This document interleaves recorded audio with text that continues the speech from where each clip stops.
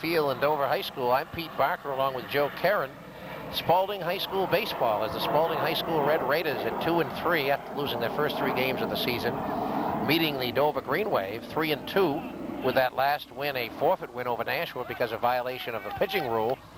And the Raiders here on a cool day lead it off with T.J. Lancey, the catcher. John Panelides at third and Jamie Keith, the shortstop, will be the first 3 batters. And we welcome you to the baseball telecast, Joe. Well, thank you very much, Pete. The first pitch was a ball. Second pitch? Second pitch is going out and will be caught by the shortstop. It should have been, yes, it was caught by the shortstop out there for the first out, and that was Chris Mangum making the catch. Just a small collision there. Not exactly, well, not exactly a great day for baseball right now. In the midst of a great week, we're told. It's sort of, we can have the sprinkles, and it's overcast here at Dunaway Field, but little wind, which helps. That's true. Because the cold might cause the game to go just a little bit on the slow side. Here's John Panelides, the third baseman, batting from the left side, facing Brian Stewart, who's a sophomore, and he's 1-0, a new varsity player for Coach Jack Gordon's Green Wave this year. These two teams split their season series last year, with Dover winning here 1-0, and then Spaulding winning in the rain at Spaulding later in the season. Jamie Keefe, as we said, at shortstop. Eric Pinkham, the right fielder, will bat fourth, and Brandon Gullison, the designated hitter for pitcher Jimmy Collins, will bat fifth for the Red Raiders as it's fouled off to the left for a strike. We only have one umpire right now. Of course, this is being played during vacation week. It's Paul Cotera of Hampton. And any play at second, obviously, is going to be tough for Paul. I don't know whether the confusion was because this is vacation week and it's a 1 o'clock game instead of 4 as it's fouled off by Panelides way down the line. Well, if that's the case, it didn't stop very many of the players from getting here. Well, I don't think it ever is a problem with them or the fans, but for some reason, a lot of games too, sometimes they're at 4, they change to 3:30, and that gets confusion. If somebody does not inform the umpire, it's tough. We just hope somebody doesn't show up here in about 2.5 hours. Ready to umpire a game, we may not be here. And I also hope the lack of one umpire doesn't lead to any major conflicts. Another foul. Another foul. That's the worst thing about baseball is the fouls. Somebody has to go after the foul ball. Especially the backstop over here isn't very large, to tell you the truth. I was on my way walking over. I almost got pelted with a couple on the left field foul line. All right, here's Stewart's delivery. Way up high for a ball. 2-2 the count. As we said, the Raiders starting off 0-3 on the season, giving up 44 runs while they scored 28. That pitching, which is supposed to be their strong suit, Joe, has come around. Yep. They had a great come from behind victory last Friday over the Salem Blue Devils at Salem, April 20th, 4-3. They were down 3-1 as there's a fly ball over towards the left field line, and ranging over to make the catch was Greg Morginus. Put that threat away quite quickly.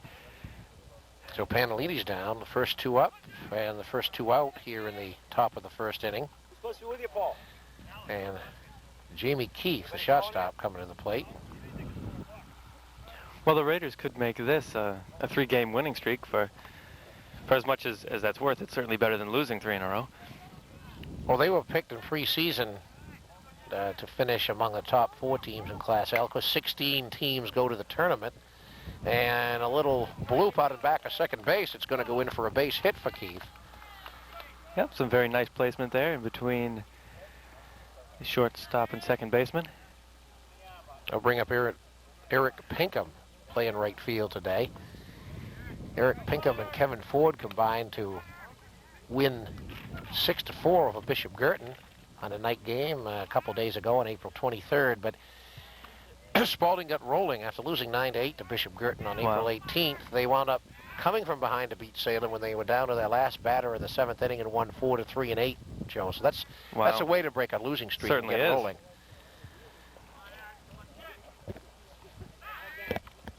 Second throw back to first, not in time. Tim Sawyer, the first baseman for the Dover Green Wave.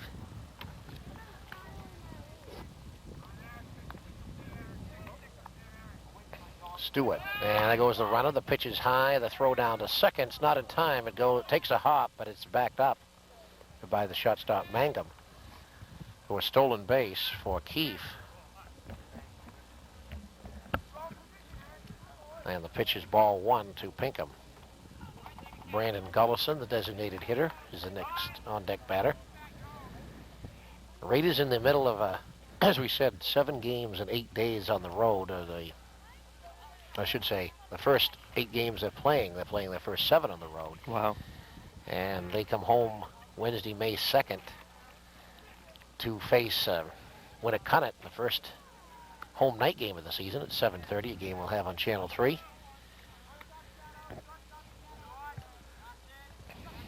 Stewart turns. And very close. Don't want to stray too far off that bag. Yeah, that's the second time that Stewart has tried that so far this game, and it's still very early. Want to keep the runners close, if anything. Threw over to first twice, but Keefe still stole second. Swing and a miss. Ball and a strike, the count on Pinkham. Brian Stewart, of course, a member of last year's winning Babe Ruth team in the District 4 playoffs. Solid strike. Caught the outside corner on that one, Joe. It's the way to get him. If it's in, it's in. It doesn't matter where. Oh, Stewart ahead on the count, 1-2. Delivery fouled way off into the street on the right side. Almost catching someone's windshield. Well, when I park, the one thing you got to remember at Dunaway Field, you park way down as far as you can, not in back of the concession stand or in back of the dugout. You try to park down by the right field line. Catches that one. The fly ball to right, and that's going to be grabbed for the third out of the inning, and that's it as the Raiders leave 1 after picking up 1 hit after 1/2 inning. Spaulding nothing, Dover coming to bat.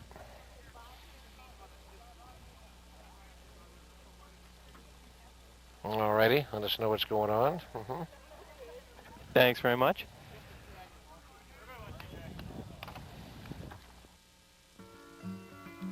B&L Variety Store, located on Main Street near the Sacred Heart Church, is very much an important and necessary part of Milton. Many shelves filled with convenience items.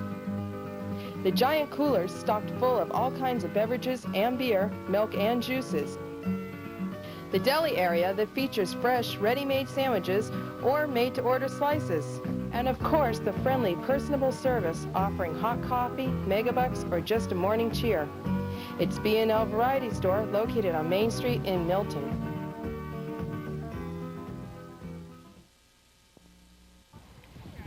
We move to the bottom of the first inning here at Dunaway Field, Dover High School. I'm Pete Barker along with Joe Karen and our usual crew of John Rodenhouse and company, along with Steve Lewis in the truck and Paul Mannion, also on the camera, as the Spaulding Red Raiders try to even their record up at 3-3, and Jim Collins, the senior right-hander, warming up right now with T.J. Lancey as catcher. He's had a rough start this year, trying, I think he's making his 3rd appearance and still trying for his first win, Joe, so be a pretty good. Had some troubles getting beyond the 2nd inning. Yeah. And hopefully the recent success of the Raiders pitching staff will just keep continuing with Jim Collins today. Now, exactly, Pete, what was the reason behind the rule for rotating pitchers the way they do? Well, it's, I guess, who you talk to, but I guess the general consensus is that over the past several years, teams with one ace pitcher have won a tournament. With maybe they weren't necessarily the best team. They would, if they had 3 games to play, they'd use them on a Saturday, Wednesday, and a Saturday. So that's why they came up with this. But my question, it's a good rule, certainly. In New Hampshire, rule is 15 innings per week that you can use a pitcher. Mm-hmm. And what they did, they went to a 16-team tournament from 12, so that each team would have to play 4 games. If you get to the finals, a team would play 4 games, and so right there means you'd have to use at least 2 pitches. That's what they want to do that. But if you're going to do that, then but there's still certain things that I think are probably wrong with it. That I don't know whether. Yeah. Thing of you pitch 5 innings, you have to sit out, or or you're limited to 5 innings in 1 outing. Yep. If you go more than 5, you have to sit out 3 days. Which means that if you pitched 1 out into the 6 or 1 pitch into the 6, that counts 6 innings and puts you out for 3 days. So I see. That can hurt. I think a deep staff certainly isn't going to be hurt by it, as that pitcher's fouled off. But I think if you have a couple of ace pitches and that's really all you have, or 1 ace pitcher, they want to prevent the young people's arms from being worn down, and I agree with that. But I think on a 15-inning limit, I think that's fine. As the fly ball, Mangum goes out to right field. Chris Mangum belting that one out there after a 1-1 count. He's out. But it's like anything. Sometimes you wait so long. My question is, if everybody was disgusted with this, Jack Gordon of Dover says he's been coaching 20 years and has always felt that way, that there should be a rule. Mm-hmm. Why did it take so long? Yeah. He didn't have the answer. Yeah. Because this has been going on for quite some time. It's been going on for at least 20 years or more. I don't know what they had in your high school area up in Pennsylvania, but it seems that if you have an ace pitcher, a lot of people have tended to use him twice a week and a lot of innings. And yeah, I think the rule is good on that. I think sometime though what can hurt you, if you're considering that you go 1 pitch beyond the 5 innings and you have to sit out 3 days. Hugo Bolin does not agree with that. That seems a little drive bit. Going deep to left field, and it's going to be a double, as it evidently took a bounce over the fence as Greg Morginus hit a Jim Collins pitch for a double. So the Green Wave have a runner on second with 1 out here in the bottom of the first. No score as Dover and Spaulding hooking up in a Class L baseball contest. Let's take another look at that. Is he really tied into that one, Joe? Yeah, he certainly ripped it very well. And it looks like what it did was hit at the base of the fence. It looked like it rolled under. It must have, because it the left fielder didn't even seem to get a bite out of it. Didn't even seem to take a look to it at all. But no matter, it goes as a ground rule double. As somehow it got under the fence or over the fence, and that's going to bring up Tim Sawyer, the senior first baseman. As a raindrop comes here at our picnic table. And the pitch is a ball.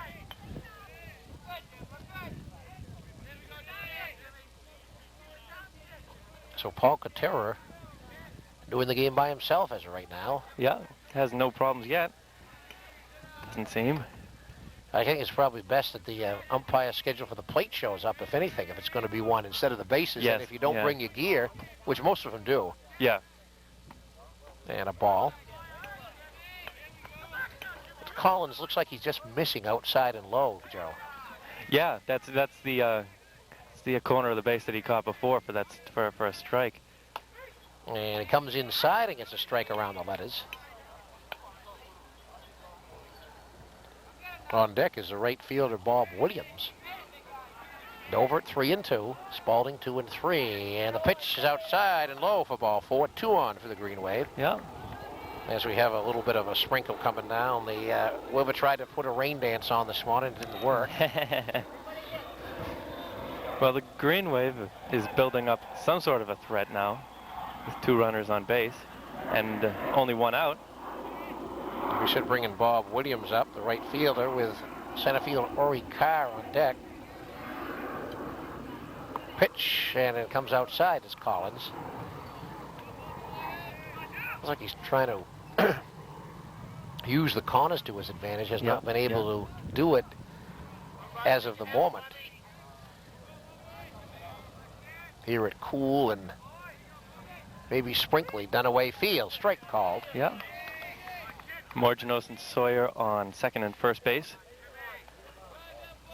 Eagerly awaiting. As we're seeing him go off there with a good camera work, coming outside again. So they're laying off. They're not going for bad pitches on the green wave, Joe. That's And that's the key to a hitter. If coaches will tell you that if he isn't in the strike zone, don't help him. Yep. Good discernment. Make it work. Good discernment. And inside that time, inside and low, he came inside after going outside. And down on the count, I believe, 3-1. Here's Jim Collins, and Jim getting himself in some trouble here. Yeah, building himself a little bit of a hole. And the delivery, and that was ball 4. He just can't find the strike zone right now, Joe. Yep. And that makes it a very good situation for the Green Wave. That brings up Ori Carr with the bases full of teammates. No score here with 1 out in the bottom of the first. Morgino, Sawyer, and Williams on base.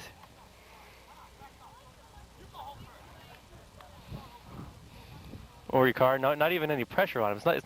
It's worse when you have 2 outs and there are 3 people on base, and you know that if you miss it, you've blown a big opportunity. But when there's only 1 out, the pressure isn't as bad. You can sort of relax up there and maybe hit you a pitch. Just wait to see where it's going to throw it. Pitch strike called. That one definitely finding the center.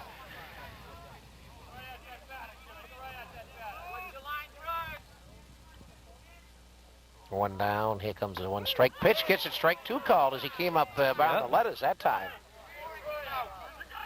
Jim Collins with a chance to redeem himself right now. 0-2 the count. Here comes Collins' delivery. And he fouls it off. And the thing is, Cobb has to protect the plate. Yep. And cannot let a pitch go by. Yeah, that's true.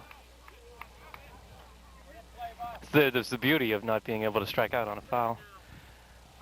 Same age-old story. You want to be ahead of the hitters. When you're ahead of the hitters, you can do a lot of things out there. Yeah. When you get behind, forget it. Way up high. Good choice by Ori Carr not to swing at that one.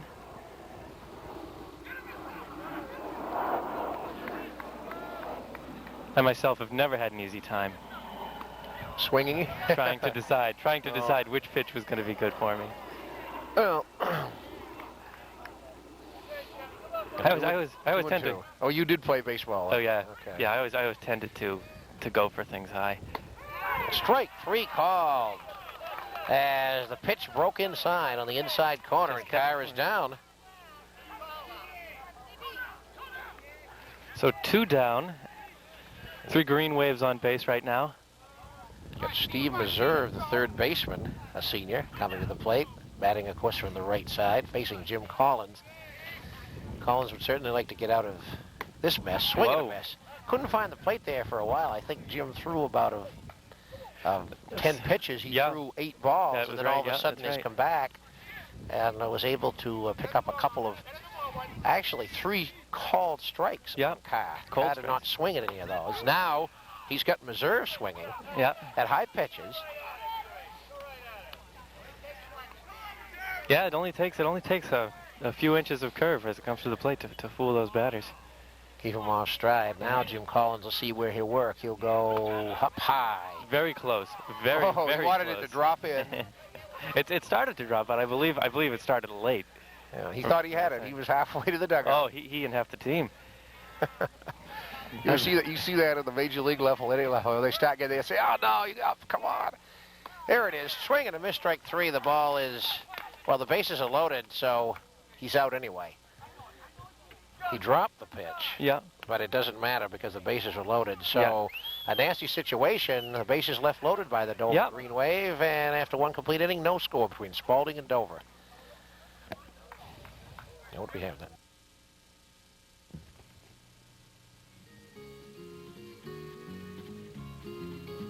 Kearney Drug Company in downtown Rochester. First with computerized prescription service. First with blood pressure clinics and hearing tests. And now first with blood cholesterol screenings. Come in and see what we mean by a full-service pharmacy. Aisle after aisle of the most competitive prices around. Plus the cosmetic department is the largest in the city. And say hello to Bill and Jan Keefe, independent owners and dedicated supporters of the city for over 2 decades. For fast, reliable, and friendly service, it's Kearney Drug Company in downtown Rochester.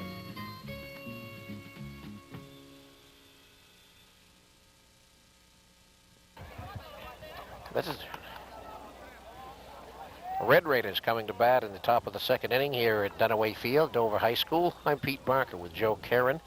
As in a scoreless game, Brandon Gullison, the designated hitter, will lead it off against Ryan Stewart. We've got Andy Donatello, the center fielder, and Jamie Strayer, the first baseman, will be the third batter. Stewart, as we said, at 1-0 on the season. And Dover 3-2. These two teams traditionally meet during vacation week down here at Dover, and then under the lights sometime in the season at Spaulding. This year it happens to be May 25th, the last scheduled regular season game, when they'll meet under the lights, and it's always nice if it's a nice night. Pitches a ball. It's Stewart, one of 11 players back this coming season for the Dover Babe Ruth League, and they're going to hold a district Babe Ruth tournament here in July.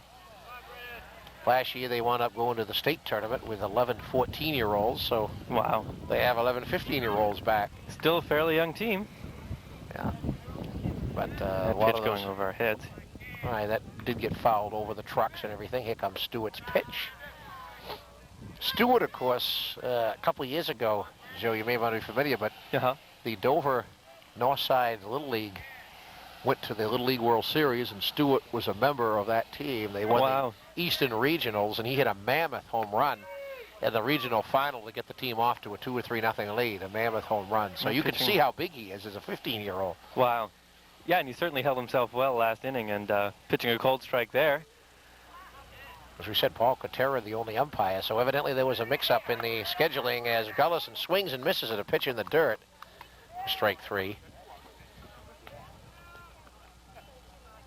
So one down here in the top of the second. That brings up the center fielder, Andy Donatello, a senior.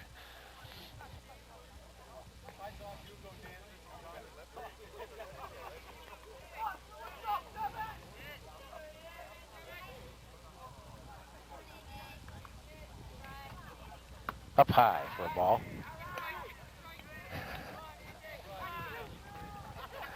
Steve Lewis knows a game when he sees it, right? Right, Joe? Oh, Steve has the best vantage point in the house. You know, right. He's in a nice warm van. It's not raining there. Pitches a ball. Well, actually, there's been 4 base runners left on in this game. Spaulding left 1 and Dover 3. So the game has lacked scoring, but I don't think the first inning lacked excitement. No, and of course, remember last year down here, Dover beat Spaulding 1-0, and that score did not come until late in that ball game.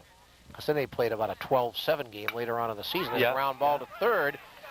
It's going to be over to first, and the out is made as the throw from the third baseman, Meserve, to the first baseman, Sawyer. 2 out here in the inning.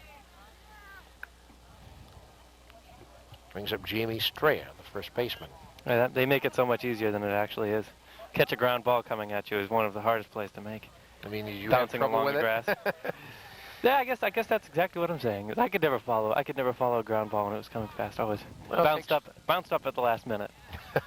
It takes practice. It's when you think about it, you talk about every game, and of course you never, in any game you play, you really are never at the top of it because you have to keep practicing. There's always something more you can learn. Like if you look at basketball or hockey or anything like that. But in baseball, you've got to take those ground balls and fly balls hundreds of times,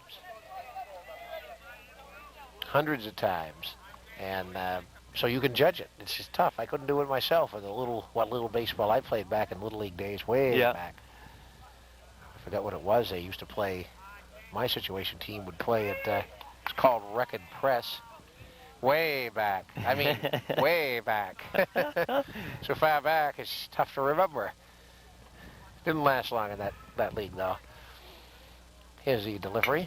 Wasn't really much of a baseball player. Oh. And a ground ball to short, and sort of handcuffed the. I don't know if you want to rule it an error or not. It seems a tough call to make. He wasn't quite there. It seemed like he tripped on himself before he quite made it to the ball.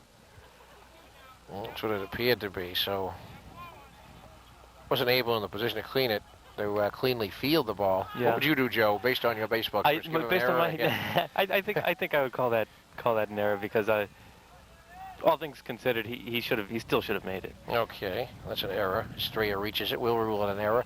Bringing up Aaron Horn, the left fielder.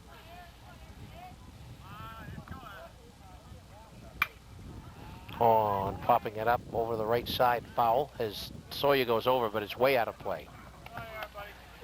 Many people in the bleachers looking over to see their cars and sweat falling from their foreheads.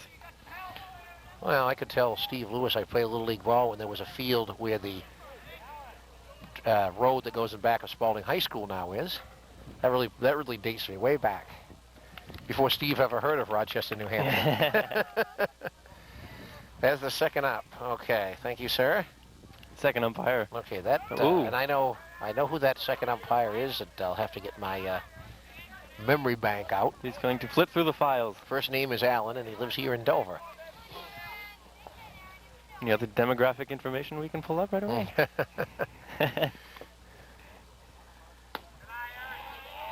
Wow, that was close. A little bit high. Batter is Aaron Horn with Strayer on first due to an error with 2 out here in the second inning. The pitch, another ground ball going towards shot. This time Mangum plays it to first for the 3rd out of the inning, and that's it. Raiders again leave a runner, this time on first, but don't score. We go to the bottom of the second. No score between Dover and Spaulding.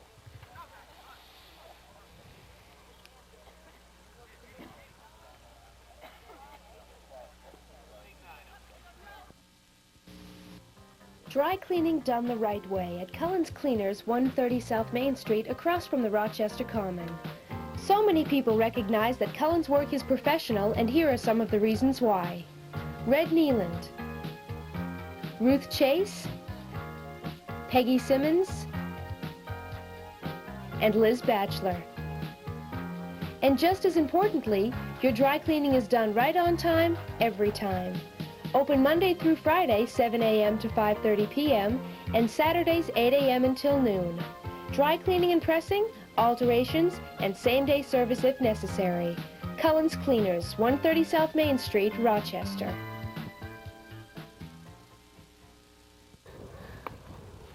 We move to the bottom of the second inning here at Dover High School as the Dover Green Wave come up with Brian Stewart, the designated hitter, Bill Apkins, and catcher Andy Wood to face Jim Collins. The players and the fans and the broadcasters and the cameramen holding up well under the adverse conditions. Well, not as adverse as it could be. It isn't pouring or anything. It's just the rain's holding off. Yeah, it's raw. Raw is the word. It's a I little think bit you raw. used for it. We're used to that here in New England. Oh yeah. Alan Kakalakis of Dover is the base umpire. Good. And there you see him.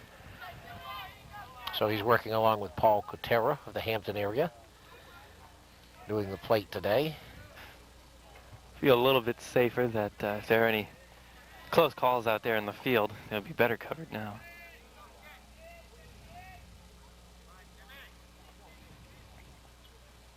Pitch up high by Collins. 1-0 the count. Hey, in the background, you see the illustrious Dover High School. Oh, change pictures there. Where That's right, you certainly can. the alma mater of many of the fans here, I'm sure, and Well, certainly half the players. Mm-hmm. Or will be. Yep. Yeah, I did people might know, I did a little work there the last part of the 88-89 school year as a study hall monitor and got to know some of the people. Yeah. Including Brian Stewart. Yeah, who just swung there. Who was and in missed. one of my half-period study classes as a monitor.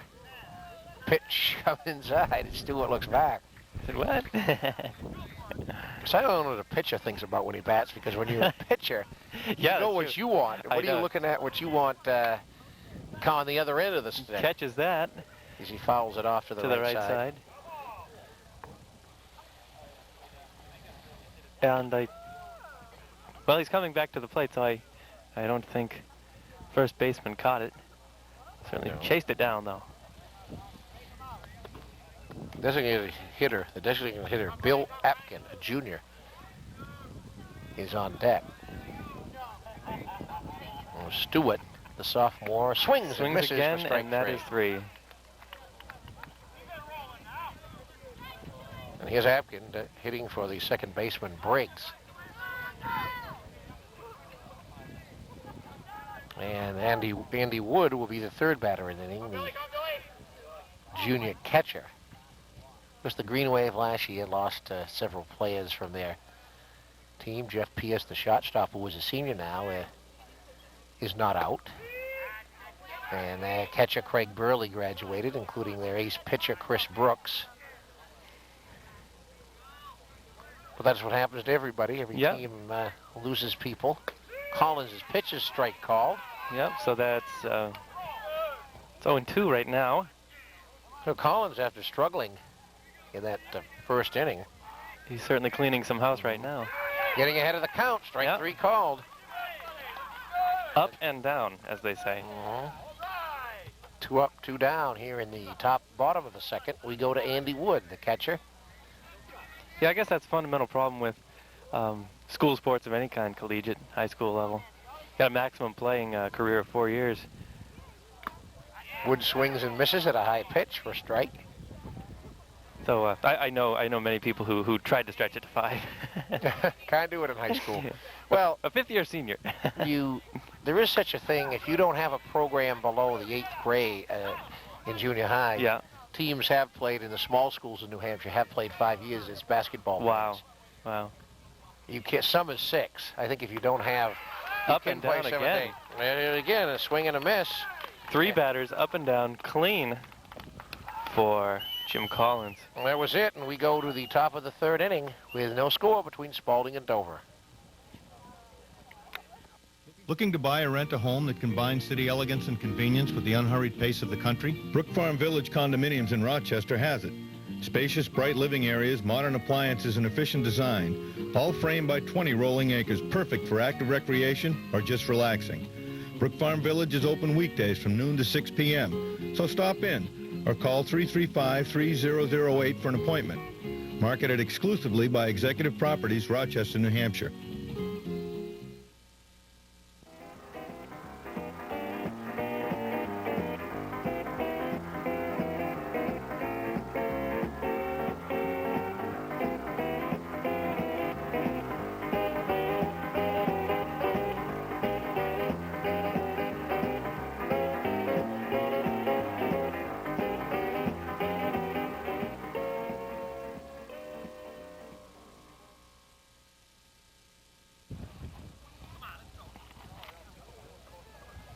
All right, to Jack Gordon.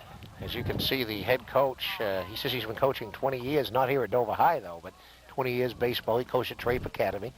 Came up here, did some freshman baseball, and Jack Gordon has been around the scene for a while.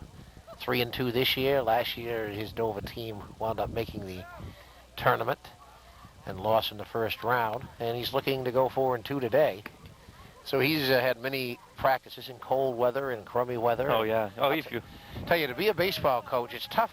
You think about it, if you cover it as a writer, as a broadcaster like I do,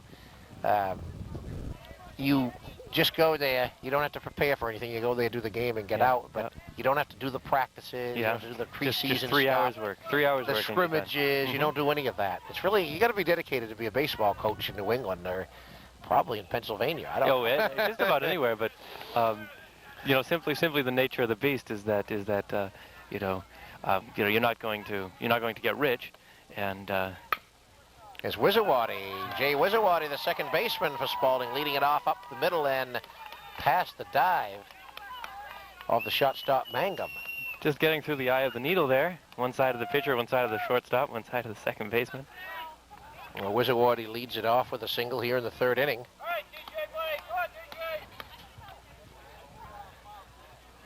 Nice clean shot there by Wisawati. Just barely missing the shortstop. Yeah, get past the pitcher.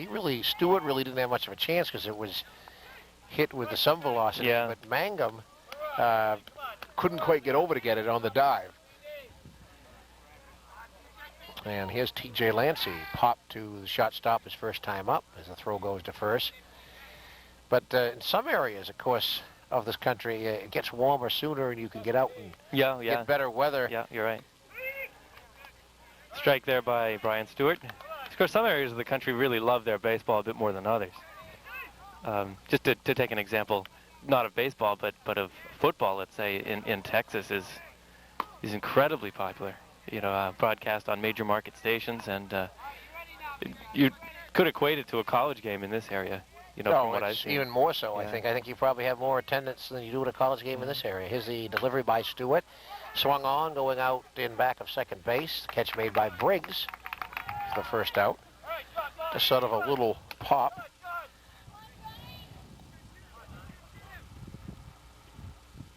It is funny, is in New England, basically, I think a lot of attention is paid more to pro sports than it is amateur sports. Yeah, but you're right. And it's odd, too, because we don't have that many pro teams. You have Boston, you have New England Patriots, and Hartford Whalers. Pitch comes inside.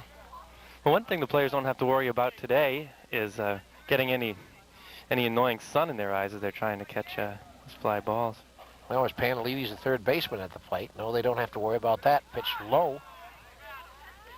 Oh, it's 2-0. Yep. The count in favor of Panalides with Keefe on deck. And this looks like another low-scoring game. As I said, these teams actually this year have been involved in some low-scoring games. But I would have. You can either go one of the way. It's either going to go the 2-1, 1-0, or you're going to go the other way, the 9-8 or 10-9. Yeah, so this that's true. looks more like a 1-0, 2-0.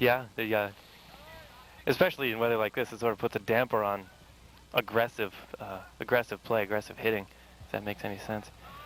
I don't know. At times it can, but it also might depend on how the pitching is going. Pitching is so important to a team, and defense. Swung on, going down towards the left field line. Morgan is cruising over and makes the catch in foul territory. The runner will hold at first, and there are two down as he fouls out. Jay Wizawati still waiting on first base, waiting for his chance to move. Keefe, the shortstop, singled his first time up. Has got a little looper that went into center field past the outstretched glove of the defense. Pitch fouled right back. So you could go over there if you wanted to. Well, no, the catcher, he'll go get it. Andy Wood went back as the bounced off the top of the inside of the screen and dropped down near us.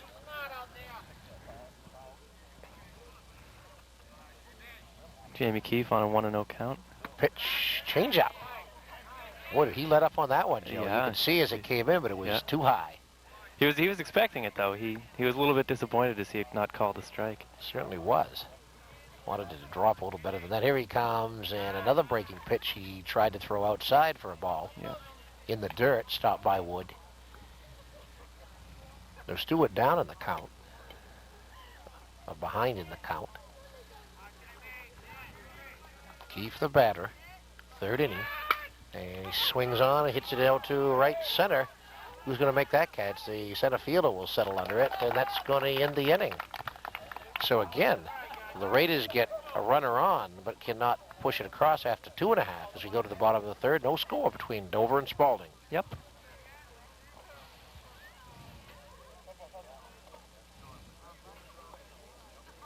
That's the way we like it, sir. Mm-hmm. Sweetly is. That was the end of the second inning, right? Top of the third. Oh, that was the end of the top of the third. Yeah, okay. So we're going to the bottom of the third right now. Mangum, Morgan, Sawyer.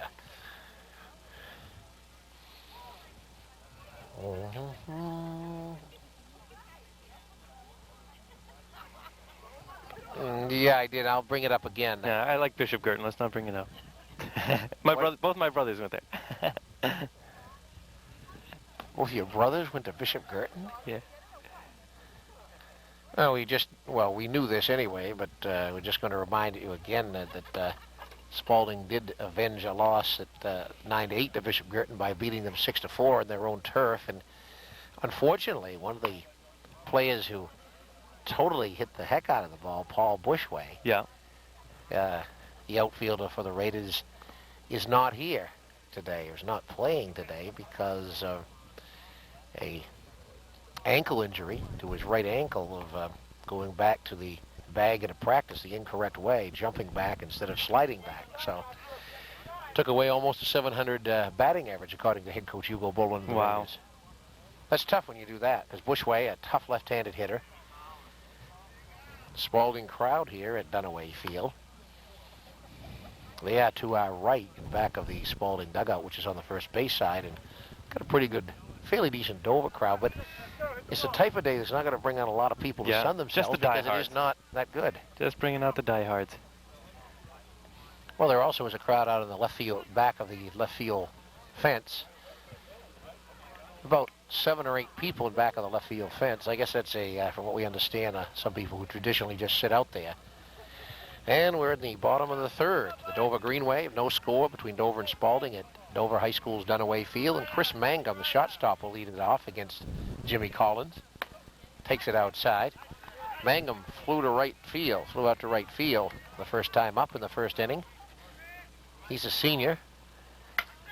Last year he played second base, and he bloops it out into right field for a base hit. He just sort of blooped it. It was something Jay Wisawati could not get to. It went with a pitch and got it out into right field. Yep. Dropped right where it needed to. And here's Greg Morgenis, the left fielder.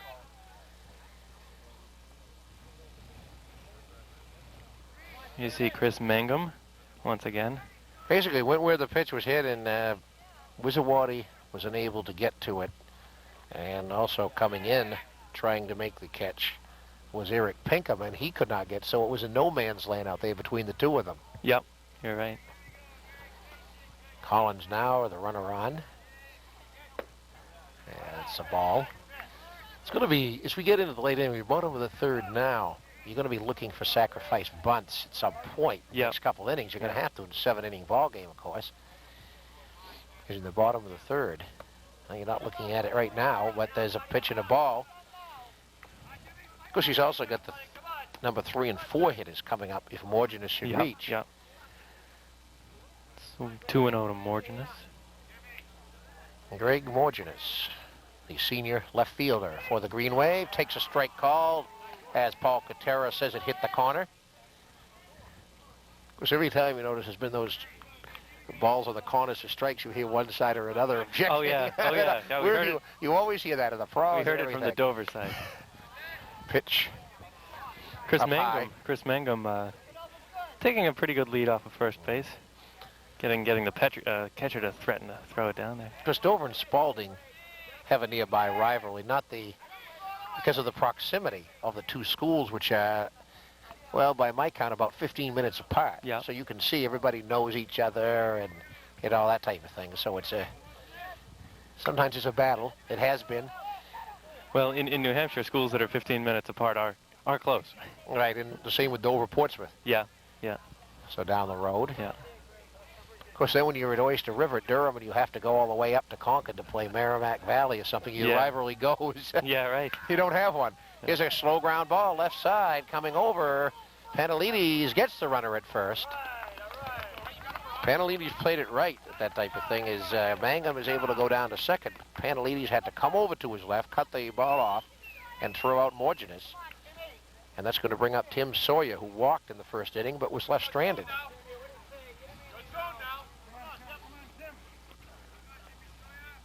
This way back in the old days, Joe, to bring you up to date, when Dover High School, when I got out of Spaulding High School in '64, this was just a field. Really? They built this about late 60s. Oh, probably about 3 or 4 years after that. Collins sending the first one for a strike to Tim Sawyer. I have no idea where they played baseball in those days. Probably in the same field. No, not here. Not here. They used to play football. You see the football fields to your left. They used to play that across the road in back of us. I see, It's called Bellamy Field. Right. They play soccer there now. Swing and a miss. And it's 0-2 to Sawyer. This Dunaway Field is used by the Dover Babe Ruth League, so it's kept in good condition throughout the summer. and the American Legion team that plays here. Of course, Spaulding Field used by the Legion team also. And the pitch is a ball. Chris Mangum waiting at second, giving himself a decent lead during the pitches. Now Sawyer looking for a decent pitch as the count at 2-2 on Sawyer. It's Collins who got the side in order in the second and in trouble, a little bit of trouble again here in the third. Here he comes, and it's fouled right back to the backstop for a strike. Count remains at 2-2.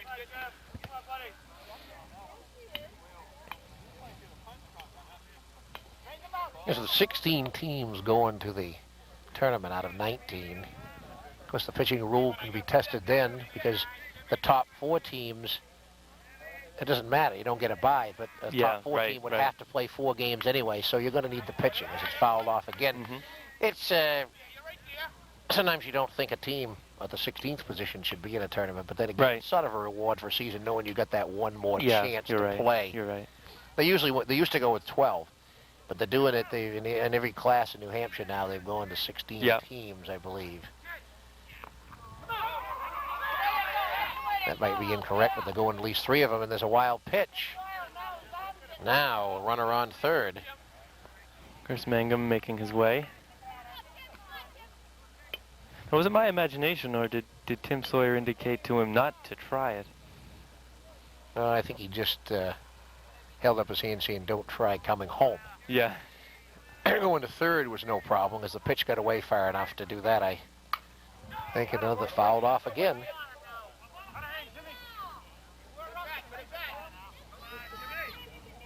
There you see Chris Mangum stealing third.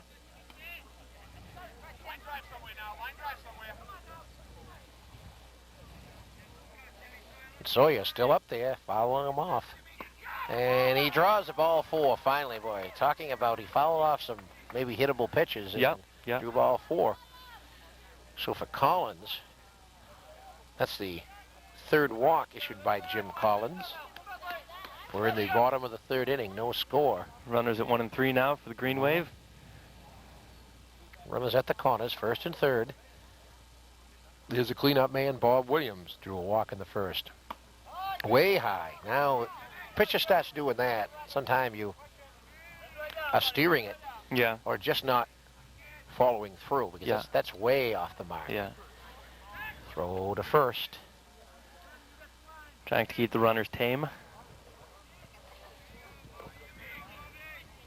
Collins, a senior, comes to the plate. Up. Whoa. Wow. Strike call. I was about to call that ball, too. Yeah, the Dover bleachers voicing their disapproval. Swing and a miss, and that was a little lower than that last one. I thought right around it, but you see what he did. He got him in a 1-1 count. And now it's 1-2. So Collins, after missing way high on the first pitch, ahead of the tables, turn the tables quickly. Now gets him called strike 3. They're letting the runner go down to second.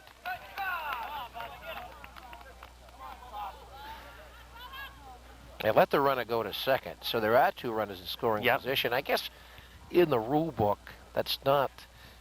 We always give it a stolen base when we're doing scoring, but in the rule book, I think there is something called defensive indifference. Really? But when you just let a runner go, they didn't even let it make a throw down there. Then on the other end of the scale, I agree with that, but it also is a stolen base. Yeah. Oh, yeah. I think. But I suppose if you don't make a throw and you let him go, you could say, well, we just didn't even bother. We just gave it to him, yeah. Just say defensive. Say that ex post facto, though. They just. Green Wave still with a great opportunity. Now, this is Ori Carr, the center fielder. There, he fouls it off. Carr took a called 3rd strike for the 2nd out of the 1st inning with the bases loaded at that time, and now he's in that position you said you don't like to be in. Oh, yeah. With runners, the bases are loaded, but you got 2 runners on. Yeah. Here's the pitch inside for a ball. They'll even it at 1-1. You still go home knowing, well, if I had only had even a base hit on that, we could have gotten the 1 run. Here comes Collins' delivery. Strike 2 called. Things are getting tight. Okay, that was 2-1. Now it's 2-2. Well, Dover's left the bases loaded in the 1st. They've got 2 on here in the 3rd. Yeah. And here comes Collins' delivery. Swing and a miss at an inside pitch for strike 3. And that maybe wasn't a pitch that Kyle wanted to swing at, but No. it gets the Red Raiders out of a mess. Runners Certainly on does. left at second and third, and as we go to the 4th inning, no score between Spaulding and Dover. The Route 16 Carpet Center invites you into their brand new showroom on the Milton Road with hundreds of rolls of vinyl and carpet in stock. And all stock is at discount prices featuring famous brand names in carpet such as Designer's Gallery, Horizon, Salem, Ozite, and Key Collection. And carpet remnants are additionally discounted for a 30 to 60% savings. The Route 16 Carpet Center features Mannington Gallery of Floors, the best in vinyl linoleum and tile, with rolls of in-stock specials to choose from, plus a full array of ceramic tile for your kitchen or bathroom. For the best in brand names at discount prices, come in and say hello to Bob or Ernie 6 days a week at the Route 16 Carpet Center. Going to the top of the 4th inning here at Dover High School's Dunaway Field. Eric Pinkham leads it off for the Red Raiders as the right fielder flied out to right his first time up in the back in the 1st inning, and the game's going along pretty nicely. A pitching duel between the Raiders' Jimmy Collins and the Dover Green Waves' Brian Stewart. Both teams have had some opportunities. Dover probably better than the Red Raiders. As a matter of fact, Dover twice. had the bases loaded with 1 out in the 1st and could not score, and they had 2 runners on. 2 runners on in this last inning, the 3rd, and could not score, including a runner on 3rd at the time when there was 1 out. Pitch inside to Pinkham. I'm going to see somebody laying it down somewhere along the line, Yeah. as this is getting to look a lot like last year's Dover Spaulding game. I think that Tim Piver covered. There was 1-0 Dover down here at vacation week. It only takes 1 run to win that game. Well, that's why both teams now, Spaulding is batting in the 4th. They'd like to get a runner on. Yeah. It's number 4 hitter, but then Gullison's coming up, the DH. Just too bad it wasn't a little warmer, but hey, it's not bad as long as the precipitation stays off. Swings and misses, strike 3. So Brian Stewart, sophomore for Dover, starts off the right way by getting a swinging strike on the Raiders. And here's Brandon Gullison. Struck out swinging back in the 2nd inning. No, the Raiders have 2 hits. And we did give an error to 1 ball that... That's correct, No, but whatever. They have 2 hits. They have 2 hits. They've left 3 runners on in this game. Dover's left 5 runners on. So both teams have had some opportunities. Dover the better. Ground ball left side. That should make it. Yes, in the hole it close. does beyond the dive of Mangum. He might have deflected it, but a base hit. For Brandon Gullison, finding that empty pocket. Here's Andy Donatello, grounded to 3rd back in the 2nd inning. Time called as we're going to take another look at that grounder. And Mangum just couldn't, he wouldn't have been able to throw out the runner he would have just been anyway, able to but that stop was it, too far, right in between the fielders actually. Yep. Yeah. That's the, as you know, that's the real talent when you hit is not how far, how hard, but placement. The seeing eye single, if you will. Yeah. Getting it right where they aren't, or as Wee Willie Keeler did way back, hit them where they ain't. It's fly ball to right field, but the right fielder is there, Williams, making the catch. And there's 2 down as Donatello flies out to right field. Here's Jamie Straya, the first baseman, reached on an error shot in the 2nd inning. Seeing if he can add to Collison's single in this inning. I'm Pete Barker along with Joe Karen, who's sitting in for Kevin Conley, who's studying dutifully at this time, I'm sure, or at UNH. Drive going to center, and he cruises back. Easy catch. Easy catch out there to end the inning. 1 left for the Raiders going to the bottom of the 4th. No score here at Dover between Dover and Spaulding. There are several good reasons why Flanagan's Restaurant at the Tri-City Plaza in Somersworth is so popular. First and foremost is the food. Delicious, fresh, cooked to order, and plenty of it. Second is the service. Courteous waitresses always there to serve you and always with a smile. And last but not least, their prices can't be beat anywhere in the area. That's why they have so many regulars for lunch and dinner. Open 7 days a week, it's everyone's choice for a casual treat. Flanagan's Restaurant, Tri-City Plaza, Somersworth.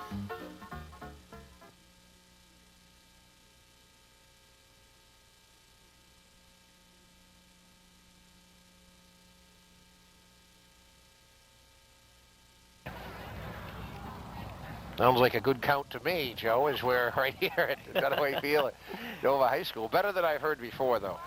But anyway, we're here at the bottom of the fourth inning in a scoreless game, Class L baseball on Channel 3, New England Cablevision. I'm Pete Barker, along with Joe Karen, as I mentioned before, and as we said, you know, and Kevin Conley, he's dutifully studying. Yes, over there, right? he's in the classes that I should be in this afternoon. Oh, is that what? Oh, okay. Then he's taking your notes. I don't know what he's. I've got to get his phone number from somebody and say, hey, what was our communication class about today? But Well, don't worry. I think we can scrape one up for you somewhere. But it's cool here. The rain has held off. There's been a couple of sprinkles, but it's cool here at Dunaway Field. Very little wind, which helps. Sometimes at this time, I think you've got a wind tunnel down here. Yeah. And it's a pitcher's duel, basically, a scoreless pitcher's duel between Jim Collins and we got Brian Stewart. And Steve Meserve is the leadoff batter for Dover, the third baseman. Struck out swinging to end the first inning with the bases loaded. He's the number 6 hitter in the Green Wave lineup. That's the way it ought to be. Sometimes you hate to get into a 12-9, but you never know how these games can go. That's sometimes. true. Of course, as the season progresses, it gets better usually. And it's fouled off for a strike. Paul Kutera, the home plate umpire this afternoon. Alan Kakalakis is the base umpire. Alan, for some reason or another, was a little bit late in arriving. I don't know if it was his game or he was a substitute. Whoa. And Collins tried to break one off. It was way in front of the plate.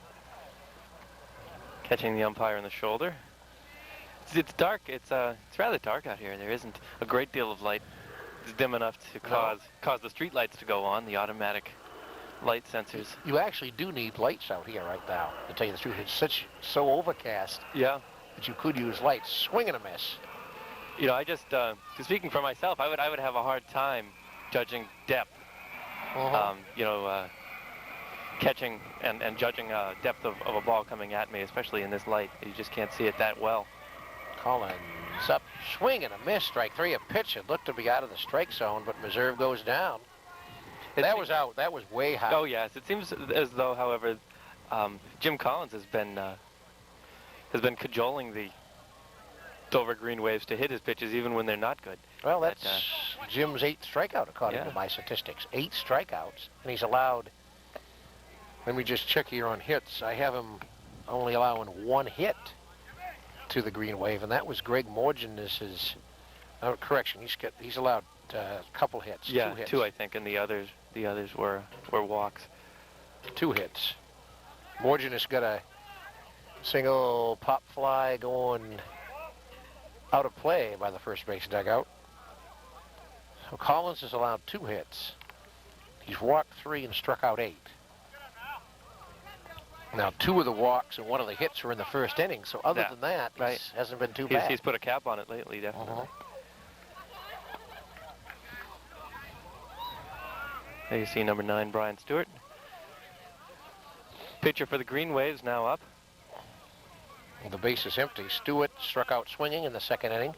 We're in the bottom of the 4th. No score here at Dover High School's Dunaway Field. Class L baseball on New England Cablevision Channel 3. Spaulding Red Raider baseball. The count 3-1. Jim Collins just trying to get the low inside corner of that. Raiders, after this, have a couple of road games. They're playing on the 27th, 4 o'clock game at Portsmouth, and then at Exeter on the 30th before a game that fans of Spaulding, as it's bounced sharply through the middle for a base hit, is a game that Spaulding fans should look forward to as they play their first night home game Wednesday, May 2nd against Winnicott. Brian Stewart belting that squarely beyond the pitcher and down the middle for one base. There's Rob Briggs, Bill Apkin, DHing for Rob Briggs. And one of Brian's teammates kindly bringing him out a jacket to keep him warm as he stands on first. That was Tim Lindsay bringing the jacket out. So he can keep his pitching arm warm. Well, here's Apkin, who's the number 8 hitter in the lineup, be followed by the catcher, Andy Wood. And let's see, we're getting towards that time where he said that they want to try to move the runners around. But right now it's a situation where you want to try to get that base hit as Apkin fouls it off. Yep.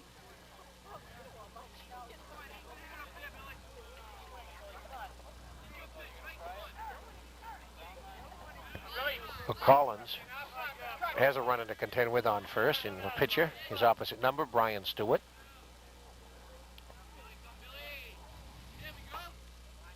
Looks over to first and comes to the plate and gets a swinging strike on Apkin. Again, the Green Wave seem to be going for those high pitches. Not to generalize, but I've seen a couple. Well, I think one of the reasons is that there was a couple of called strikes on high pitches, so yeah. maybe Panalides guns it to first as he came in on the roller. The throw to second, not in time. Good job by the third baseman, Joe. Yeah, Panalini came in. He had to really get the throw over there with some mustard on it. That's the third time that Panalini has really come through in the pinch with some really determined work. Well, puts another Dover runner in scoring position with 2 outs in the bottom of the 4th, and brings up the catcher Andy Wood, a strikeout victim, swinging of Collins in the 2nd inning, as Collins in that inning struck out everyone he faced. Pitch rides outside for a ball.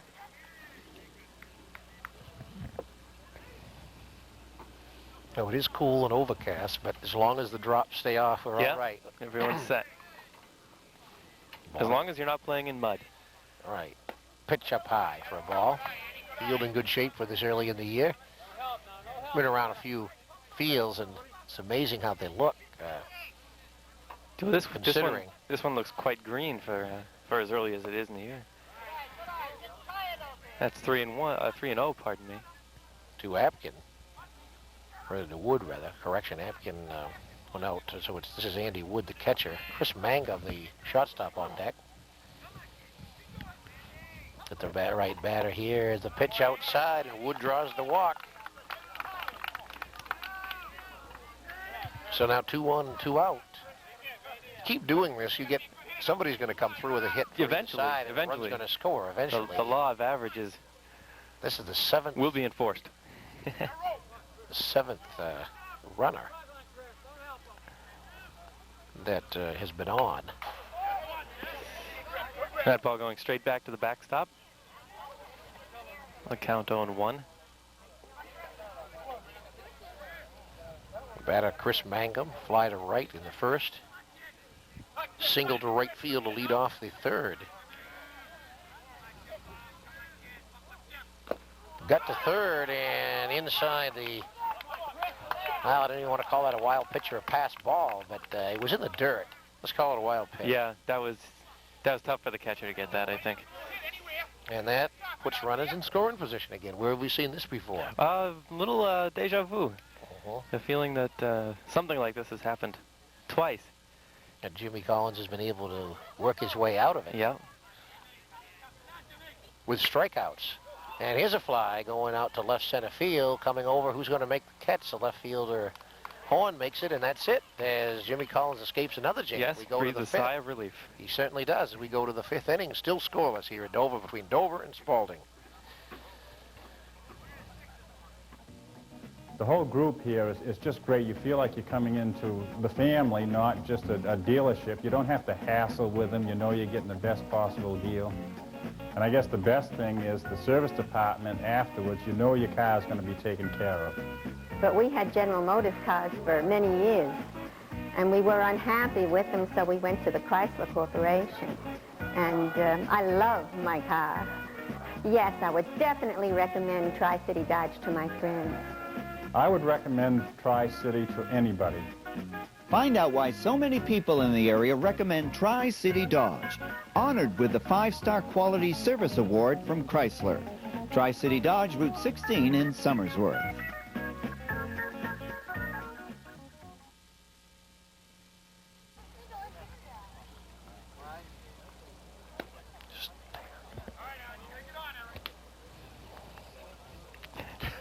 Back once again. Yeah, like once again, the famous countdown.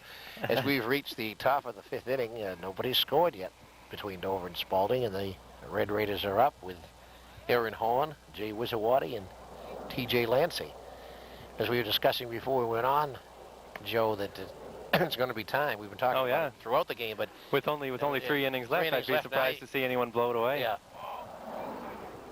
Paul Cotera, the home plate umpire, talking with Jay Wizawati, the father of Jay Wizawati, who's coaching third base for the Raiders today. A little friendly banter as the Pease Air Force Base. That looks like a heavy troop carrier plane right there. I don't know if you can hear those through the microphones. Now, we certainly can. We're right out here in the open. Pitch down and low for a ball. O'Horn, his only time at bat in the 2nd inning, grounded to shortstop Chris Mangum. Yep. Here's Stewart's delivery. Fouled off. That was a pitch out of the strike zone. And that certainly was. He's surprised to see him bite that one. Sometimes I think they throw it up there to try to get a hitter to bite for it. Yeah. Sometimes a hitter just gets intimidated on a high pitch. Yeah. More so than a low pitch. All those off-speed pitches that you throw way out of the strike zone, the outside, away from the hitter, and they'll go for him, and for some reason. That was a little bit high, too, and he swung. I'm Pete Barker, along with Joe Karen. Paul Mannion is your first base cameraman. John Rodenhouse is above us on one of the truck. Running the angle you have right now. Steve Lewis is warm and dry. Resting warm and dry and resting in the fan. Delivery. Aaron Horn on 0-2 count? I believe it was 1-2. It should be 2-2 right now. Let's check Paul Cotera's fingers. Fingers, right. It is 2-2 as he gives us the count. Stewart coming in with the 2-2 delivery. It's hit up in the air to the right side. Possibly going back, an easy and catch. Briggs will make it. The second baseman going out into shallow right. First out here in the 5th inning. That's a pattern we've seen all game. And here's Jay Wizawati, the second baseman, singled up the middle, a ground ball. One of Spaulding's 3 hits in this game. That was in the 3rd inning.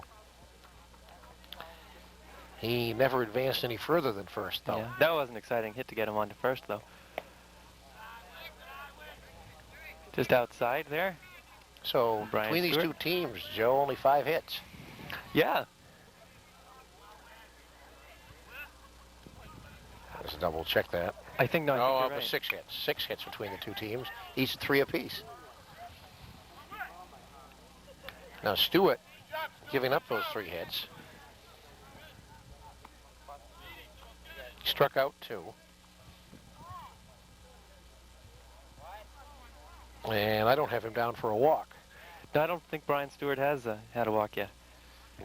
And that's pretty impressive. Fouled off to the right side. Sawyer going over. Can he corral it? Sawyer drops.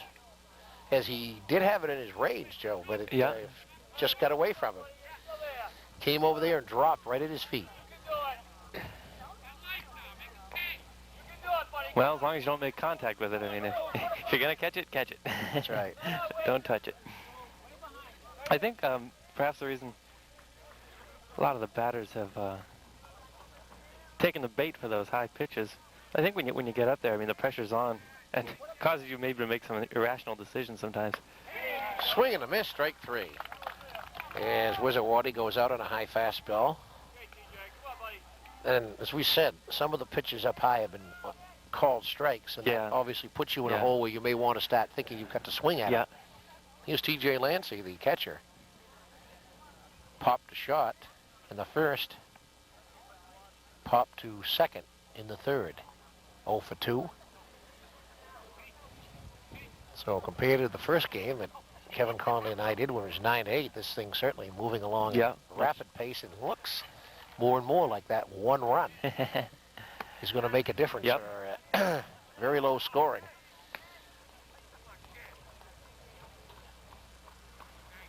And it's funny because you think you could hit a lot of balls around this field, but it depends. It just depends on the day if the pitch is on. Yeah. Here's the delivery. Fouled off again to the right. I am surprised that none of the foul balls that have gone over the fence have hit any of those cars yet. No. They've certainly come close, and there's enough cars over there to be good targets. They haven't landed on us either. Thank heaven. Yeah. Well, I know, I'm sure if one came down here, you could get up and make the big catch. Up high. You know, it almost looks, even though it's about 2:12, 2:13 in the afternoon, I may be a minute slow as we're doing this game, that it's getting towards late dusk. It's so 6 o'clock overcast here. It really does. It really does the way we're looking at it. Pitch. TJ Lancey. That's left field. Morginus will settle under, make the catch, and a 1, 2, 3 inning for Brian Stewart. We're going to the bottom of the fifth. Still scoreless here at Dover between Spaulding and Dover.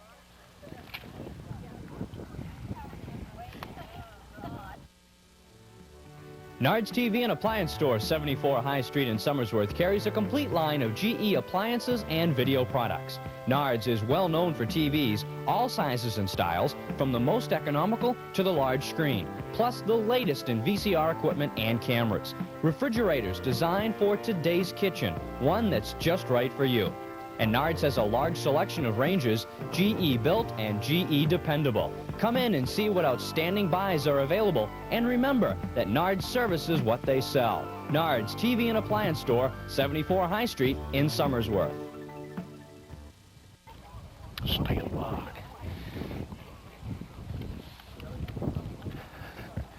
We're going to the bottom of the fifth. Thank heaven we got there, right? Yeah, we certainly did. We almost missed the bus. We almost missed that, right, as Greg Morginus leads it off for the Dover Green Wave. As we're here scoreless, and it's getting cooler here. I'll tell you, you were saying that it looks like you need lights here at this. Yeah, It's so overcast, and it's so cool right now that there is definitely, let's just hope that rain holds off for a long while. Once the wind starts up, boy, that chill... and it's only, as we said... isn't even 2:30 in the afternoon yet as we are doing this game. You're right. You're watching it in the comfort of your cozy home. So Morginus singled in the first, grounded a third in the third inning. Morginus, first baseman Tim Sawyer, right fielder Bob Williams. Strong starting lineup for the Greenways. The second, third, and fourth hitters. So Jack Gordon has got to be looking at getting someone in scoring position right now. Yeah, it is 2 through 4 hitters, and because the last trips around, starting to be a do-or-die situation here. Well, someone gets on base. Quite a pitching duel going on between Jim Collins and Brian Stewart. Both of them holding off any runs so far. Yeah, each has allowed 3 hits, 8 strikeouts for Collins, and 3 walks, no walks for Brian Stewart, and he struck out 3. Finishes his warm-up pitches, and we're ready to go here at the start of the bottom of the 5th inning. As we said, it's cooling down as the wind picking up a little. Getting a little bit cooler here too, as I noticed. I am anyway. Oh, I'm certainly feeling it all over. I have tremendous admiration for Morginus right now. He's wearing a short-sleeve shirt. Not something I would want to be wearing.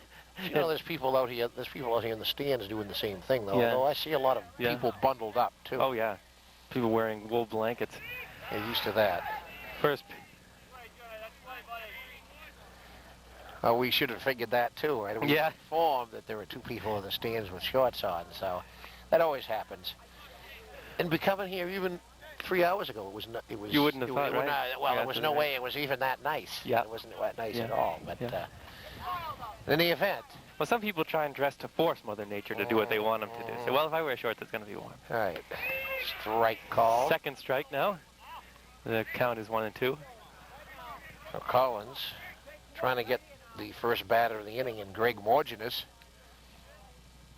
Here comes his 1-2 pitch, and he catches him. Strike 3 called, outside corner. And Morgenus almost went for it. Began his swing. Thought that might have been something he would want. Well, of course you hear a complaint from the stands that it was way outside. Yeah. It's tough, you know, even where we're sitting, and we're not that far away from home plate. It's still tough to tell where it's cutting it. Oh, yeah. From our angle. Pitch is a ball. Especially when you look through a fence. All right, and that's where people are looking for. Nobody's. Yeah. If you were looking straight down on it, I think you could tell a little bit better. Ball rides outside again. 2-0 the count on Sawyer. Well, for all the grief they take, the umpires really do a very good job in any sport there. They don't get out onto the field unless they've met the qualifications. Well, that's true.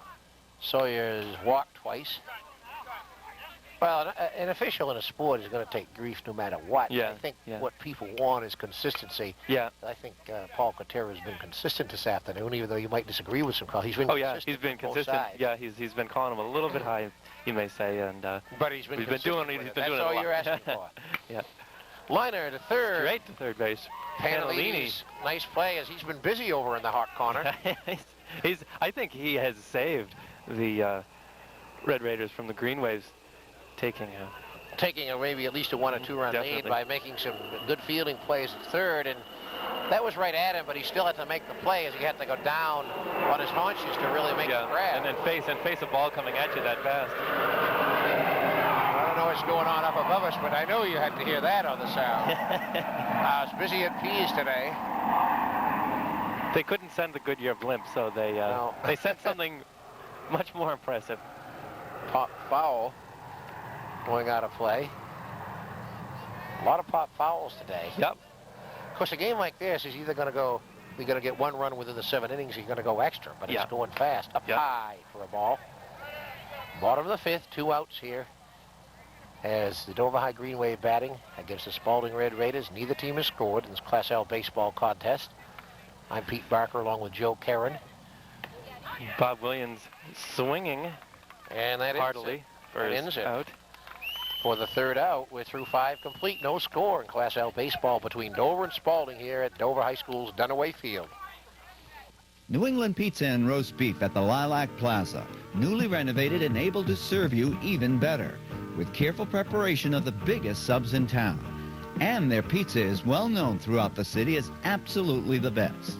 New England Pizza and Roast Beef has one of the most extensive menu boards in town, providing not only pizza and subs, but pasta, seafood, chicken, many types of salad, and much more. Come visit or call the newly renovated New England Pizza and Roast Beef at the Lilac Plaza, your neighborhood's family restaurant.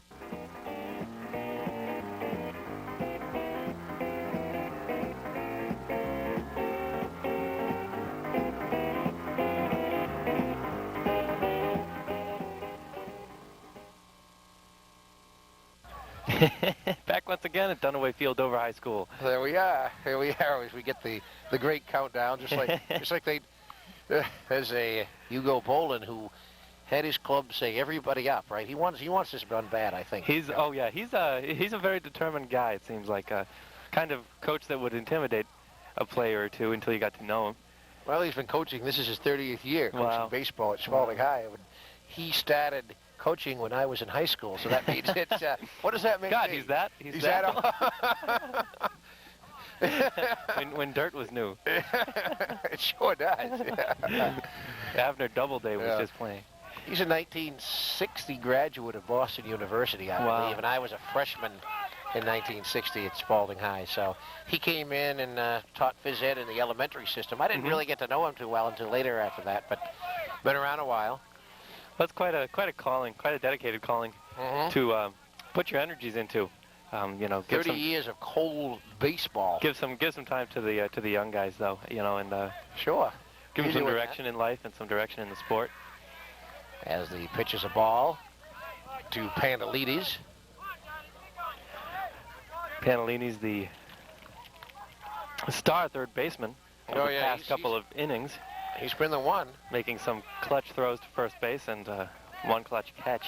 He's 0 for 2 at the plate, grounded to short, popped to left, or I should say fouled out to left. And it's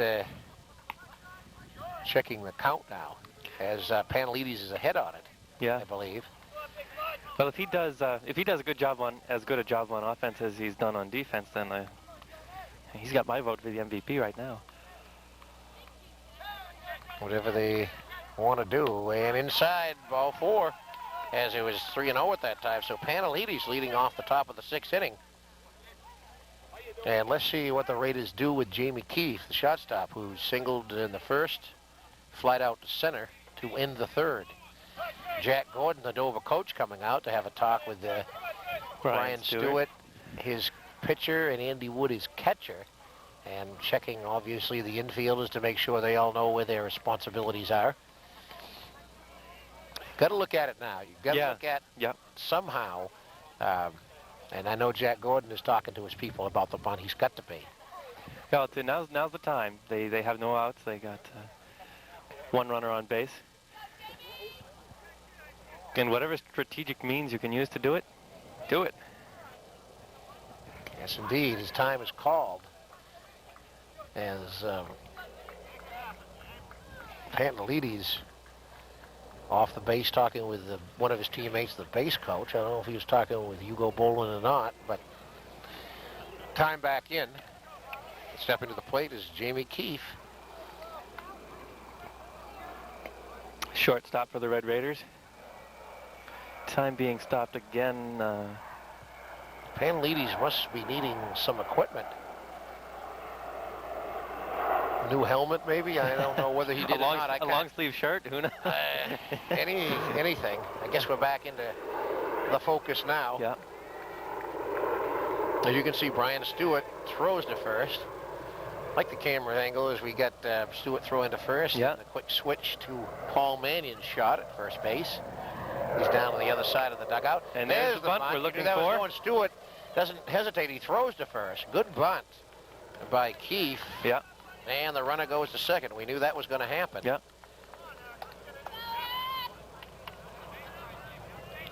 Well played, well executed. I bet they were giving they were giving Panelides some advice on what would have happened. Let's say if the bunt was caught or. Let's take another look at that perfectly placed bunt down there. Stewart had to come in, as you see, Joe, and yeah, there's not much you can do. You can get one batter or the other, but well, he wasn't going to waste his time trying to get the runner at second and then set up make an error as it's fouled off in back of us. Still doesn't hit a car. Nope, came close though. Not going to hit my car, not unless a guy pulls it way out into the thing. So right now, the Red Raiders with one out here in the top of the 6th, looking to break the scoreless tie. Swing and a miss by Pinkham. The count, 2 strikes. Down as 2 strikes. Pinkham fly to right, struck out swinging in the 4th, fly to right back in the 1st inning. And he swings and misses for strike 3. Nice breaking pitch by Stewart. So Stewart fending off the attack rather well. He caught him on that one. That thing broke very well. And that's going to be out number 2 in the inning. And we go to Brandon Gullison, a designated hitter. And they call for a walk, so that's an intentional walk. You can just signal it. You don't have to throw 4 balls. You don't have to throw under the rules, so it's an intentional walk. As they just say go, he says, I want to walk him, and the umpire says, take your base. And that will set it up for Andy Donatello. Well, it's the best form of flattery for a good batter is when they walk you. Well, yeah, I guess it also... Oh, Gullison had a hit, and it struck out. Donatello is 0 for 2, grounded to 3rd in the 2nd, fly to right in the 4th. And the delivery. Just goes inside of low for a ball. Yeah. Very close. I thought Donatello might have gone for that one. Well, the Raiders again having some people in scoring position, but both teams have been frustrated. Raiders have left 4 stranded. And the guy getting off second, the throw down goes in, well, actually bounces in front of the bag. It's straying off his Panelides a little bit too far. If that throw had been up high enough, I think Panelides would have been in trouble. Uh-huh. It's a good way to get some soil on your shirt, though. Really get into the game. The Spaulding crowd throwing out some applause. On Andy Donatello to come through, and he hits it high in the air to left center. And that's going to be out number 3. An easy catch for the center Yep. fielder, Ori Carr. That's right, Ori Carr making the catch. The Raiders leave 2. We go to the bottom of the 6th, still scoreless between Dover and Spaulding. We'll be back. 8.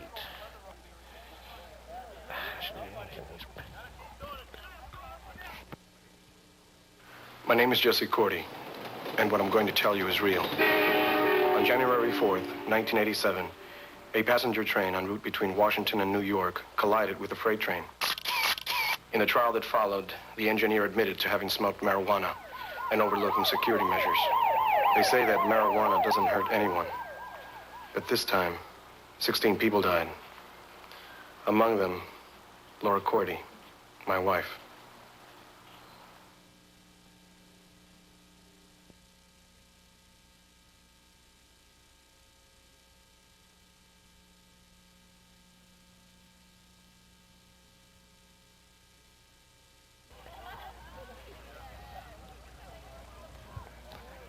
Well, we reached the bottom of the 6th inning, and Ori Carr, the center fielder, will lead off for the Dover High Green Wave, as we've got a scoreless tie here. Nobody scored. And the master puppeteer behind the scenes, Steve Lewis, in his warm, dry van. That's right. Running the camera switching for you. He certainly is. We see Paul Kuterer out there, the Umpire. home plate Late. umpire, cleaning off the bait. He has to do it. Has done it several times today. Yep. And Alan Kakalakis at first, but Paul started out this game, as we said, by himself. We still don't know whether there was a mix-up in the time or what have you. And it could very well be. See, if Alan Kakalakis is from Dover, he might have gotten a call from somebody here, Greg Cadulary. And has been able to come over Dover very might have quickly. called him and says, "You do over at Dunaway Field."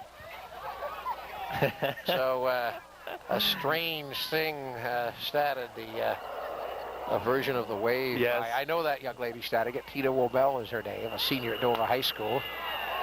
Starting the. That's the first time I've seen that for a while. We gotta get a We gotta get a shot. We gotta get a shot of that as she does it again. Starting the wave. There's a ground ball, single, sharply into left field. As Carr leads off, it took a curve and away from Keefe, and he was unable to get to it. It was too sharply hit. Yeah. Carr decides not to go to second. That was a really strong belt, though, getting past the shortstop. Certainly was. And Ori Carr leading it off. Now Jack Gordon, the manager, coach of the Dover Green Wave, is going to start the wheels turning. Here's the pitch up high.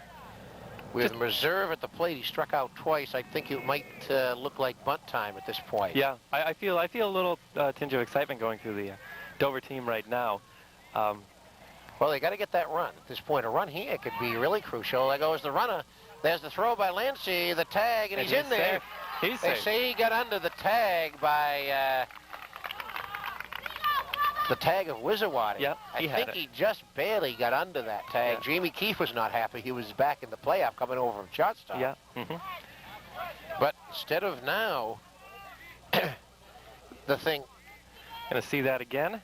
Well, let's take another look at it. Ori Carr stealing second. Yes. Yeah, he got in.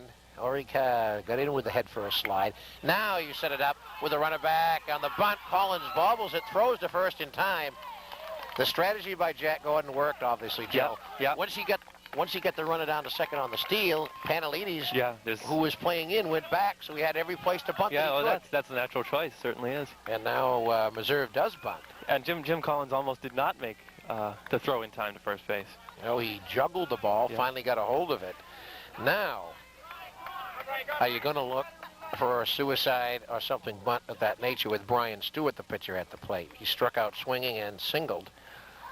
Well, with only one out. You got to do it. You could have a sacrifice can't do fly. it with 2 out. You could have a sacrifice fly, but he's got to make sure he hits it far enough away. The infield in for the Red Raiders. And the pitch is inside for a ball. They're in to try to cut that off, is what the situation is. Hugo Bolin has brought his infield in so a sharp ground ball can get through. And why does it feel like winter all of a sudden? Yeah, it's getting cooler here at 2:30 in the afternoon. And a drive there to left field, and that should be enough to get the run in. Here comes the throw. It's going to be off. And the run comes in as the throw was way to the first base side of home plate by the left fielder Horn. And Stewart drives in a run to give himself a 1-0 lead. Absolutely a tremendous wave of rejoicing, it seems like, coming from the Dover team. We're going to see that once again. Pardon me. What we actually showed you was a replay of the hit boat. Yeah. The pitch before that. But he's warm. Okay, the interplay between here. We hear Steve Lewis on one side of our ear sets and headsets, and he told us there was a replay. Told us there was a replay, but that's all right. I'll tell you, you could tell by the way Horn's throw came in, it was going to be off to the side, and he had lots of distance. And it was deep anyway. enough. It was deep enough, and he really had to.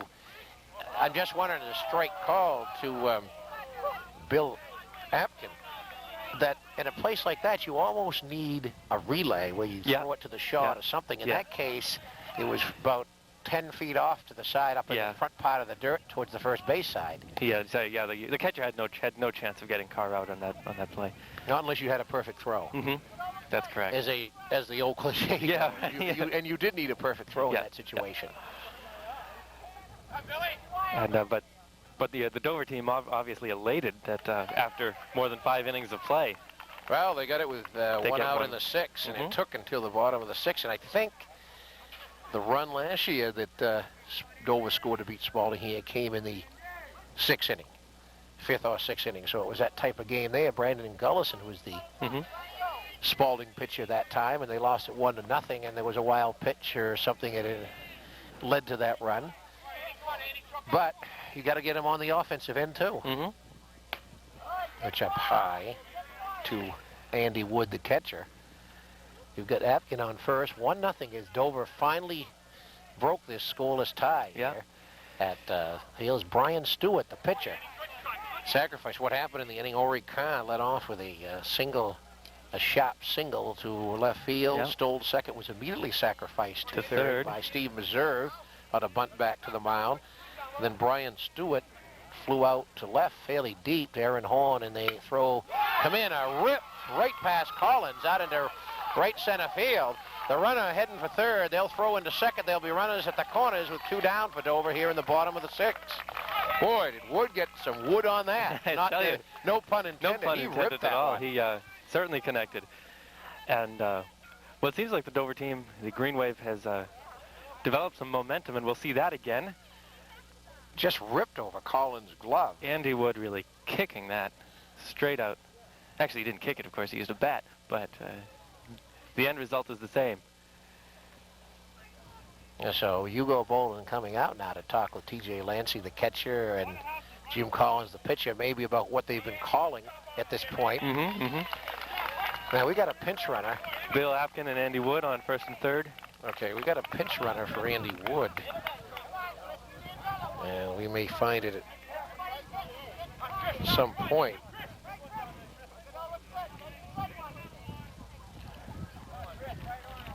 Let's see, it's number... I can't read his jersey from here. No, I can't read it. But it's a pinch runner in any event. And the batter is Chris Mangum. It's 14. That's what I thought. For the Green Wave. We'll have to... is that Gullison? No, wrong person. Not sure who it is at this point.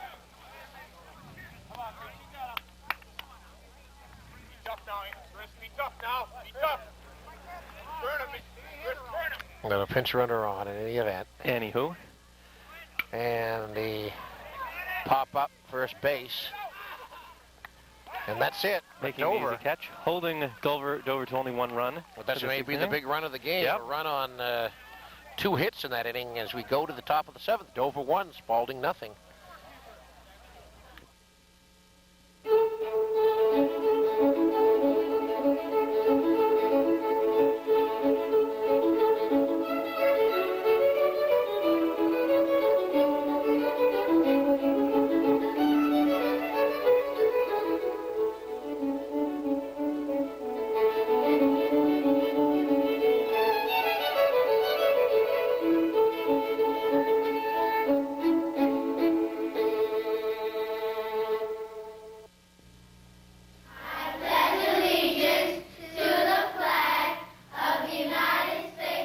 We pledged our allegiance to it when we were young.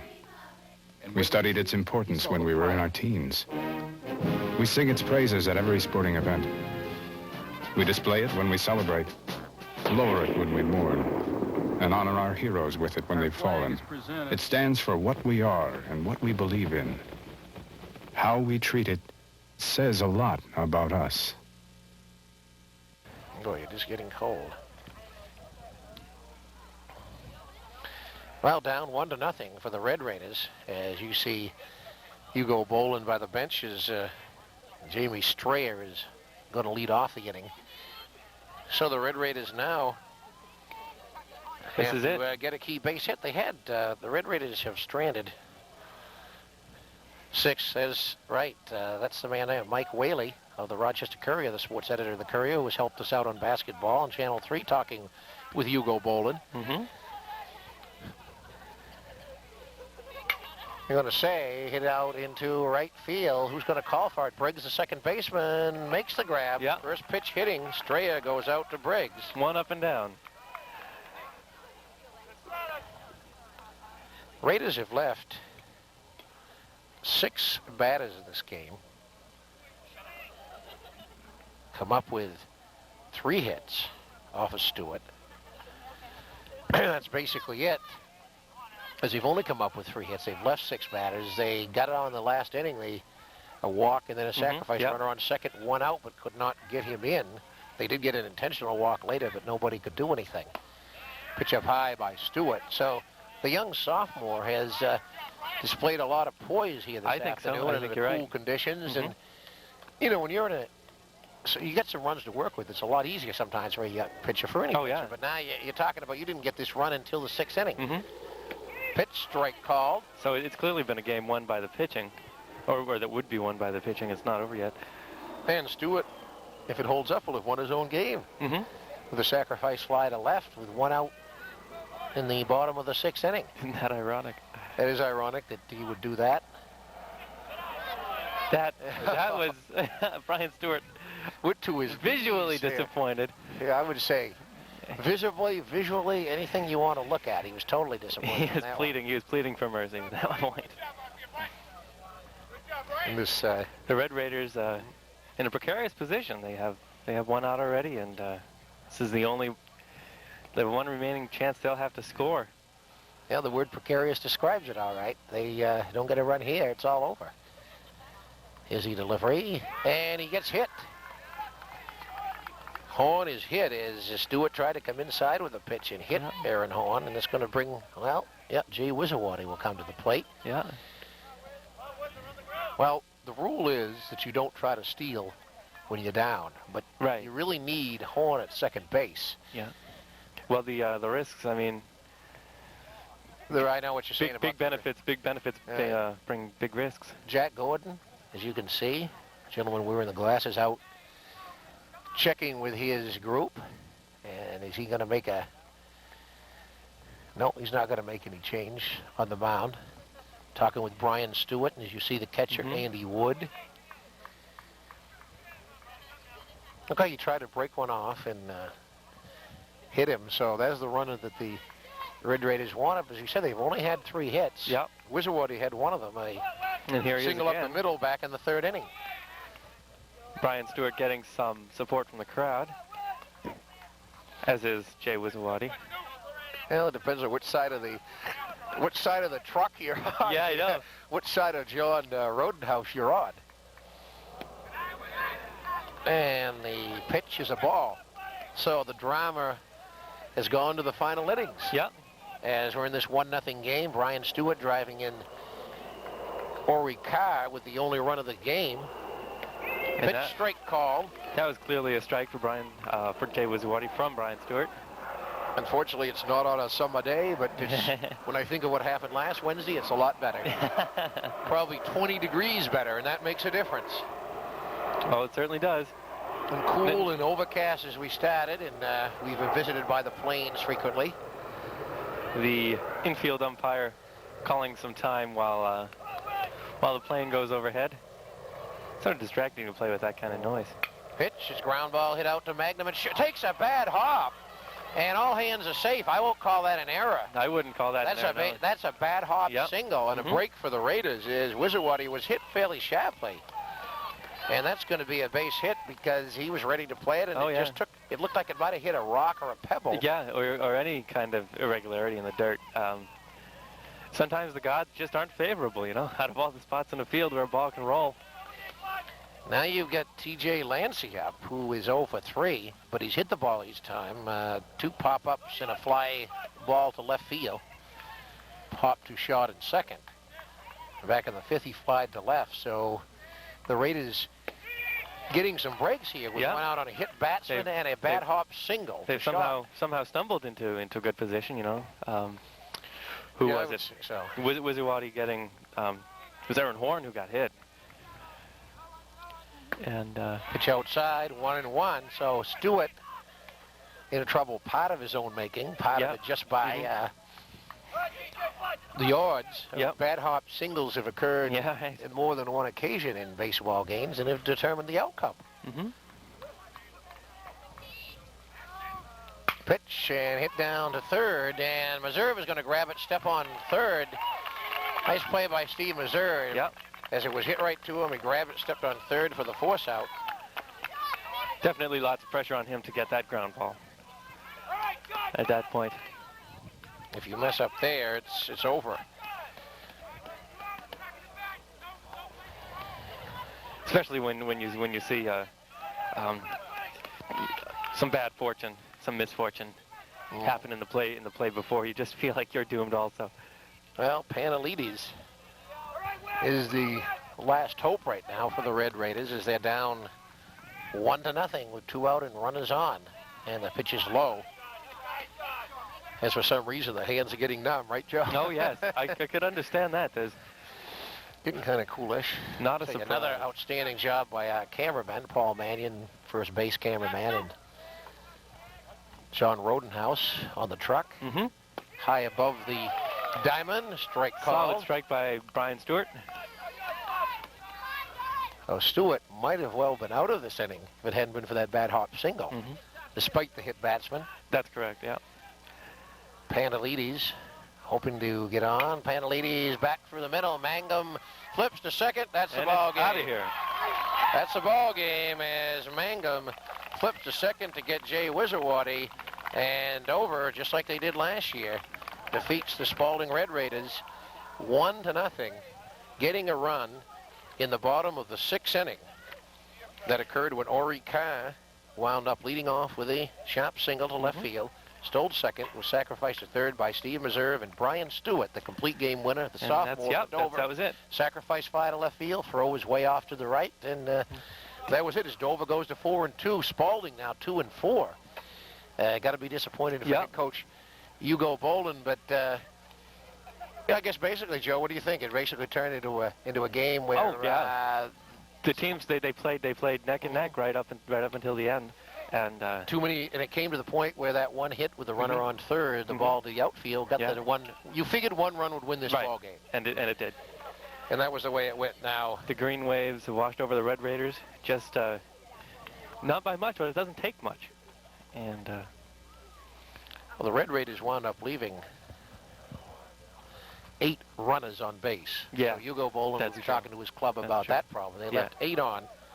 And for Dover, it doesn't really, I believe they left about the same amount, but Brian Stewart coming up with a 3-hitter. Yep. Brian Stewart coming up with a 3-hitter, the sophomore, to go 2-0 in the season. Jim Collins, his best outing of the season so far, unfortunately wound up, he struck out a bundle of batters. He struck out 8 batters, and he wound up allowing 5 hits, but he loses 1-0. So the tough one for the Red Raiders here, but an excellent pitching duel, and they are not happy. You shouldn't be happy in that type of situation. That you left 8 runners on, you couldn't get the big hit, but maybe you can learn from it. Right. But,